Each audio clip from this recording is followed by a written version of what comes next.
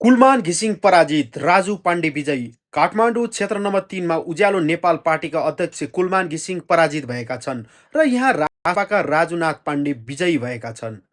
विजयी हुनेभन्दा पराजित हुनेको कामबाट धेरै नेपाली खुसी थिए, तर मतदाता भने खुसी हुन सकेनन्। सायद घन्टीको प्रभाव र 12 दिनमै पार्टी एकता भङ्ग गर्ने अपरिपक्व निर्णय नै मुख्य कारण होला। यो सँगै एउटै प्रश्न निकै गहिरोसँग चर्किएको छ। रासोपामा छ चाहिँ के? पार्टी गठन गरेको 6 महिनामै रवि लामिछाने गृहमन्त्री, पार्टी छिरिएको 2 महिनामै बालेन प्रधानमन्त्री। यो त समयले बताउँला।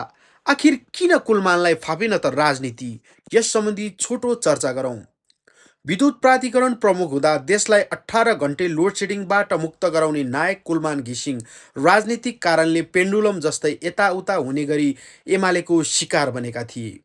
आफ्नो कार्यकाल उत्कर्षमा पुगेको बेला माओवादीले लगाएको गुण र सहयोग चटक्कै बिर्सेर अथवा त्यहाँ अटाउन नसकेर उनले आफ्नै पार्टी खोले।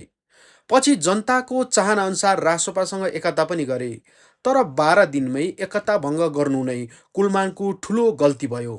एकल बहुमतको सरकारमा 5 वर्ष ऊर्जा मन्त्री हुने सम्भावना बोकेका व्यक्ति अन्ततः आफ्नै घमण्डले हार्न पुगे।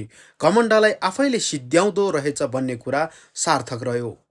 कुलमान राम्रो नेता हुन्, अझ धेरै काम गरेर देखाउने आशा थियो, तर उनले रोजेको बाटो गलत थियो। सायद ठुलो भाग खोज्नुको परिणाम यही हो। अन्ततः राजु पाण्डेसँग हार्नु पर्यो।